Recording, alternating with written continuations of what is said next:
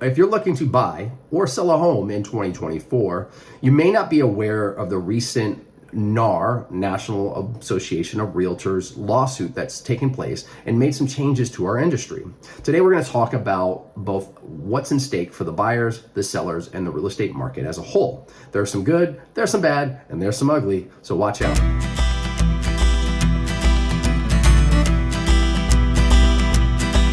Hi guys, this is Phoenix with Coldwell Banker Realty here in the sunny Orange County of California. Today we're going to be talking about the new rules and regulations set forth by the National Association of Realtors class action lawsuit. Now, I don't want to spend too much time talking about the lawsuit itself, but I will make a little bit of history of like how we got here. But I really want to just let you guys know, if you're a buyer or a seller, what the new rules are and how they relate to the real estate market going forward. This is a nationally rolled out new rules and regulations across America. So no matter what state you're in, these are going to affect you. So you need to be aware of them. So first of all, let's talk about if you bought or sold a home in the last 100+ years, how that relates to the NAR settlement. So first of all, historically, you would hire a listing agent to work for you on your behalf as you sold your home. They would market and negotiate, do your contracts, set up your escrow and title, and get all that done so that within 45 days to 30 days, you would have a closed deal with another transaction party. That other transaction party we'll call the buyer's agent as well. And there was obviously a service exchange for a fee. Now that fee was ultimately being split in half or shared in some ratio to the buyer's agent and the listing agent. So what was happening basically, as a very simple math equation here, let's say I'm going to charge you, Mr. Seller, $100 to list your house. And then I'm going to take that other 50 or maybe $75 or $25 and offer it to the buyer's agent to bring their buyers, depending on what that compensation was going to be agreed upon. Now, in the lawsuit, the Setzer and Barnett basically claimed that this was an antitrust violation because they did not have the right to pay someone on the behalf of the other party that are negotiating against them. And then there was also basically a claim that there was a certain percentage that was ultimately paid as an average, or not even an average, but that was dictated that there was a certain percentage that was supposed to be paid, and that they also felt that this was antitrust. So lo and behold, after several years of going through courts, basically it was determined that if you were selling a home, you need to only just have one party representing one party, and that party being paid by that party. And the reason why it was done before the opposite way was because basically when a buyer's agent would work for a buyer, generally the buyers, especially new buyers, don't have a lot of cash or capital or equity in a home that they're selling off. And the banks who they were pulling loans from weren't really providing that loan for the services. They're only providing the loan to the actual house, the hard piece of this puzzle. And so anyway, that being said, that's why that system was in place for so long. So anyway, with this new changes that are going to take place as of August 17th, 2024, there's going to be some new rules that need to be rolled out. And I kind of alluded to them a little bit. So let's talk about that now. So now that you understand the history of how homes were bought and sold in America, number one, and the argument against the class action lawsuit against the National Association of Realtors, let's start talking about the rules actually that are being set place. There were some financial compensations, which I'll touch on towards the end, but I do want to touch so that you know, the Setzer and Barnett class action lawsuit that was settled in March of 2024 was originally set for $1.8 billion to their plaintiffs, and originally then got negotiated down to $408 million with an M in the end of the case, and then these new rules set forth. So rule number one basically is that sellers are no longer required to pay for a buyer's agent to bring their buyers to the contract. Now, I say required as the key word there because they never were required. The National Association of Realtors never set forth ever what that requirement would be, how that system was set in place, or how much they need to charge, right? And so that was one of the other arguments that kind of came out. And that was never the case. But there is obviously a trend line of historically what the prices and fees were, somewhere between 4% all the way up to 7%, with an average somewhere in the 6 to 5% range. And my argument, one thing real quick, to just as a side caveat, if you go buy a pizza anywhere in America, all of the pizza companies are going to have a price. They're usually going to be between a high price and a low price, and there's a bell curve. And literally that's the same thing that happened with realtors. There was never a set price that had to be given. There was never a set amount that needed to be given to the other side. In fact, it wasn't even required to give anything to the other side, $0. But going forward, that is the new hard rule, that can no longer be exploited. So that is good, because that means that the sellers no longer have to bring that money to the table to pay for the other side. Now, I also say required. They still can decide if they want to, as a group, to do so, right? Or as that seller, if they want to do that particular seller. It's per seller. So that is still possible. And we'll talk about that again in Rule 2. Now, the bad of this is that now, if you're a buyer, that means you have to bring more money to the table. So if you're a new buyer, it's even uglier, because that means that you don't have equity from selling a house in the first place. So that means that that's going to push your ability to buy a house even further down the line. So whether it's years or months, you've got to get that money saved up. You've got to get money for the agency. You've got to get money for your house, the down payment. You've got to make sure that you have enough money to get the loan and you're qualified. You've got to make sure that you pay a loan fee. You've got to have the inspection and the appraisal and title and some other taxes and all that stuff, right? So all those go into buying a house. And so now it's just another fee that the buyers are covering on the bad side if you're a buyer, and a good side if you're the seller. So good and bad, right? The ugly thing that could happen, and this is where I'm concerned, is two things. Number one, if you're a new buyer, as I mentioned, then that may push new buyers back to even further their ability to buy a house, either later in life, which we're already seeing because prices have raised so much over the last couple of decades. The other one is, if you're a buyer and you decide to go without a listing agent, without a buyer's agent representing you, you're going to be going against a listing agent whose job every day is to negotiate, know the market, know the house, market that house, and so on and so forth. So you're going to be set at a disadvantage against that seller and that seller's agent. And the downside is that, which I kind of maybe am predicting here, is that there may be some lawsuits on the other side, buyers saying, hey, I wasn't treated fairly. But if you don't understand contracts, a listing agent represents the agent, a listing agent represents the seller and their fiduciary needs, their best interest in mind, not the agency's. It has to be the client's best interest.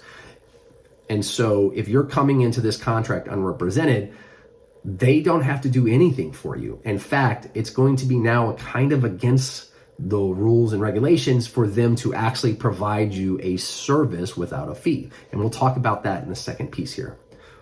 So rule number 2 that you should be aware of going forward is now transparency. I kind of touched on it before, but everything needs to be in writing.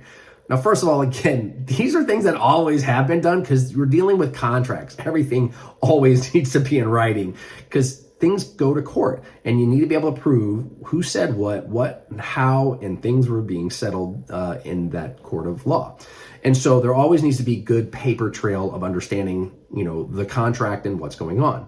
This also means now going forward, who's paying whom, why, and for what services, and how that's being divvied out. There can be no hidden costs. There can be no hidden fees. There can be no hidden commissions. In other words, someone paying someone without the other side knowing. It has to be all upfront and legitimate. I have 3 different licenses in 3 different states for real estate, Florida, California, and Colorado, and they all use paperwork. They all have agreements set by both sides, both listing agreements and buyer's agreements, and then they have a separate contract. Now, before this, I was always told that the agent and their clients are the contract between them, and then the buyer and the seller have a separate contract, which is the agreement to purchase something. So that's how that rolls out. The bad on that really is that they're now also removing any known commission in the MLS. Now, if you don't know what the MLS is, that's okay. MLS stands for Multiple Listing Services, and it's basically a website of information that realtors use from realtor to realtor, explaining, hey, this is the house, here's the pictures, here's the information about the house, square footage, so on and so forth, all the HOAs and da-da-da-da, and here's what we're giving to the other party. That's how it used to work before, as I mentioned before. So now that commission is gone, right? Or that box is gone that they can put in there. So how that's going to hurt people is that literally the ugly of this is that you're removing transparency from the deal. Because if a seller decides to still compensate the other side, or if a buyer's agent says, hey, my service fee is X, there's no historical data anymore to look at to say, here's the average, here's what it was, here's where it's going. It's always been negotiable, but again, you can see like, hey, here's the average in this area. So like in California, the commission split is much different than what the commission split is in Colorado. And same thing in Florida, right? They're all a little bit different. They're similar, but they're different. And by a percentage or two. So that can raise or bring down like the amount of money that buyers and sellers ultimately end up paying. So again, the ugly of that is just that transparency's gone on this particular piece. And I think that's a detriment to the actual sellers and the buyers, because again, the general news will say, hey, this is going to bring down prices. There's no idea that can bring down prices. It may actually push prices up, because now I don't have to go to historical data and say, hey, in this area, we usually charge 2% for our services. I can now say, hey, we now charge 8% for their services. And so that may actually happen. So to say as a misnomer that prices are going to come down due to this new rule, I think is a misunderstanding of how general capitalism works. Okay, so rule number 3. So now you could kind of see a pattern that's kind of laying out here. We talked about commissions, then we talked about transparency, and now we're going to talk about one more piece that adds to this puzzle, which is buyer's agency. Now, in some states, there are buyer's agencies that must be in place. And some states, there's assumable buyer's agency. If you start working for someone and you can say, hey, look, I showed them this house. This is how it rolled out. I was the pure recurring agency, so on and so forth. Going forward, there is a must have a buyer's agreement to work for a buyer going forward. And in that agreement, as I said before, there must be transparency on what services are being provided for what cost. And that happens before any house is shown by law going forward. So how that works out is if you're a buyer and you want to look at a house and you called up Joe Schmo off of some website and said, hey, I see that there's a house here. It's in my wheelhouse. I want to look at it. Can you show me that house? Joe Schmo now has to say, well, you have to sign a buyer's agreement with me to look at this house. And you may say, hey, wait, I don't know you. I don't know if I want to get, that involved with you. I just want to see the house. Can I see the house? And Joe Schmo still has to say, Joe Schmo agent has to say, no. you have to do a buyer's agency as a law going forward. So, and if they don't, then they're probably bending some rules and some regulations. You might want to look into if they're a legitimate or ethical practice real estate.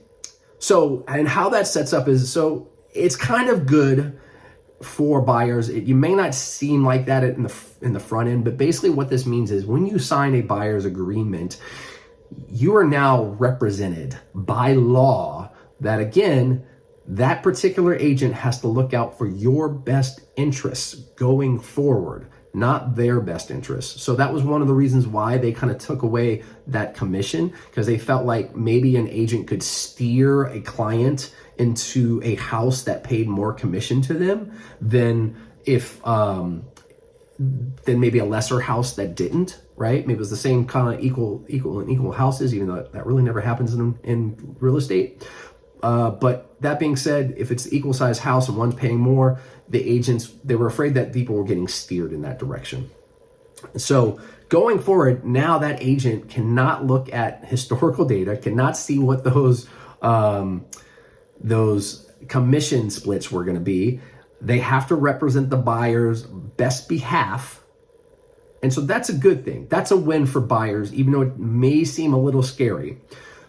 The bad on this situation is just the sheer like, hey, I just want to see this house, right? I just want to go in here and look at something. I don't know you yet. I see you're the listing agent, whatever, right? And even if it's the listing agent, right? As I said before, they may be working for the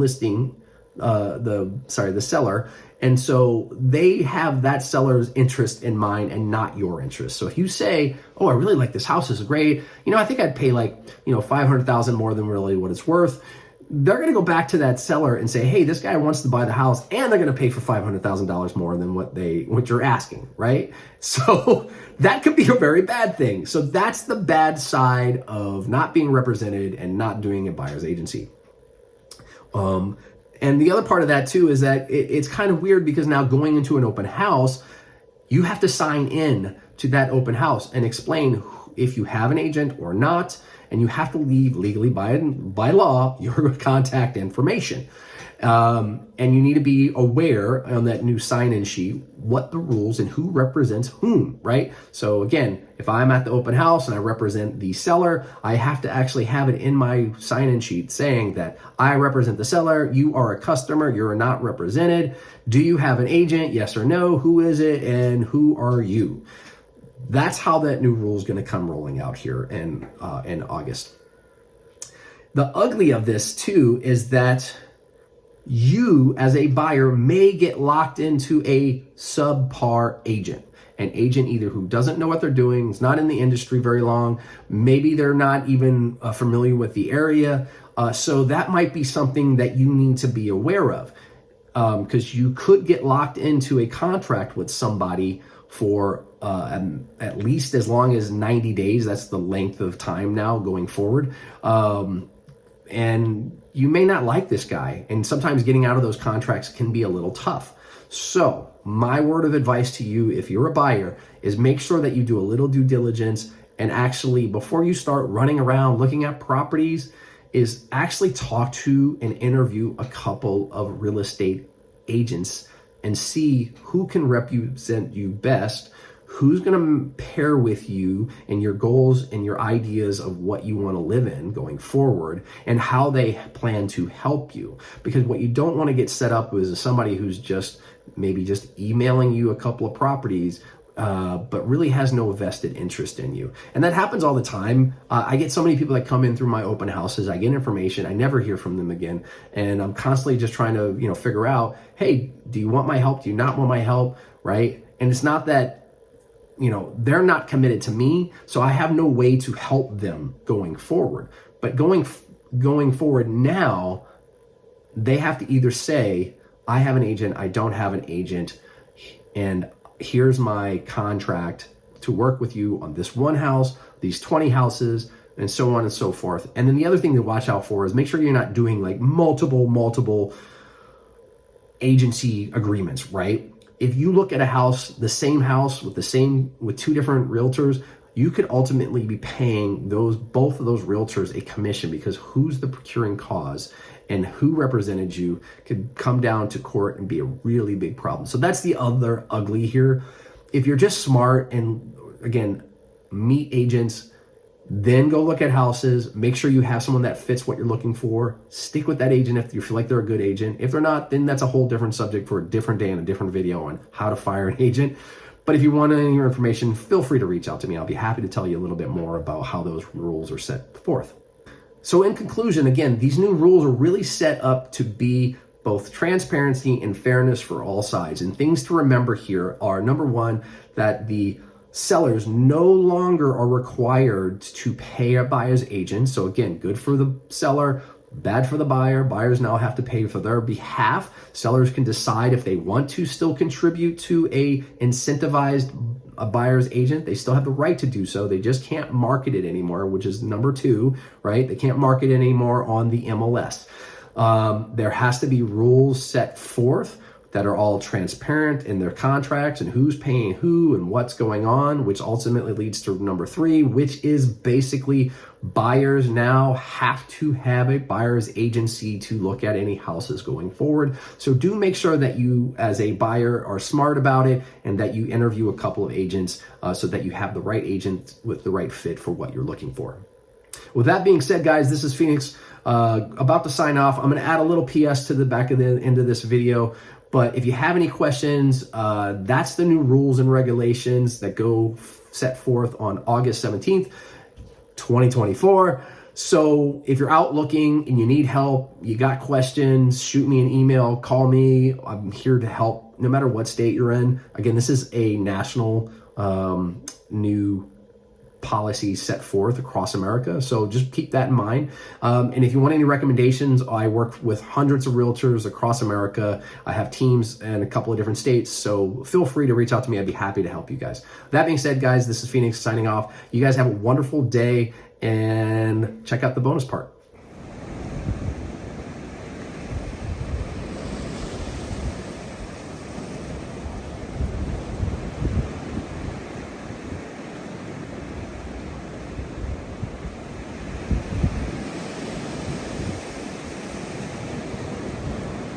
I actually thought this video was over, but I do have a little bonus nuance that I want to add to the conversation because I'm not hearing about this from the local news organizations that are actually talking about this lawsuit.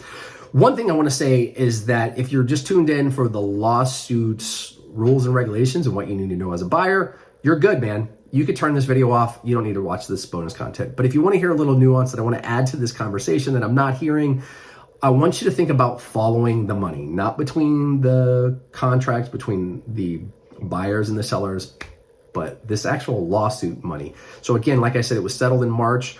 It went down from originally they were asking $1.8 billion down to $418 million with the National Association of Realtors.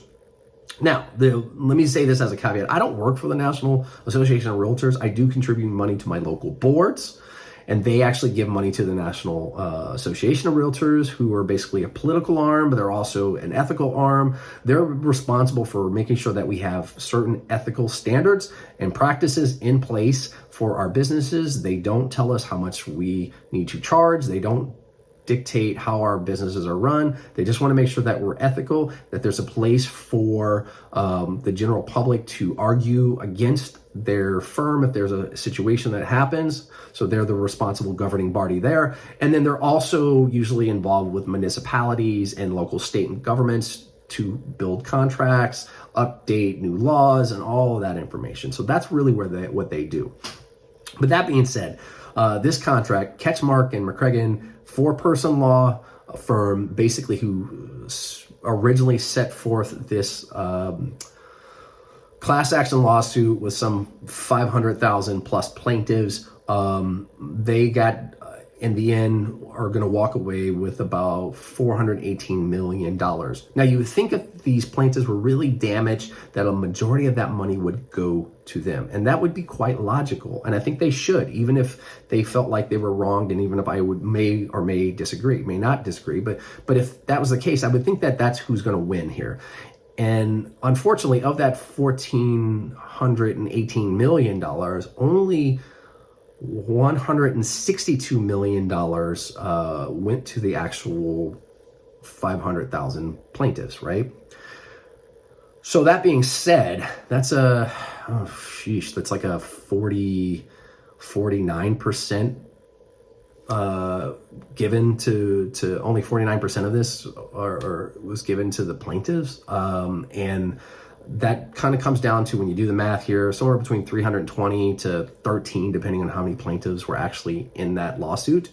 So $300 and $13 is a very low number. Great, but this four-man law firm walks away with $256 million in attorney fees.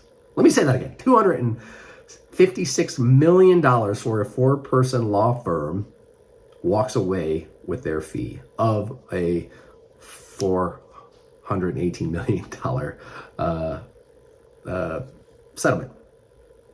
That's a 61% return. So of that four people, they each walked away with $64 million to each person. So I just wanted to add that caveat. If you think real estate agents at their 1% to 7% to 6% to 3% or whatever is too expensive, try paying a lawyer.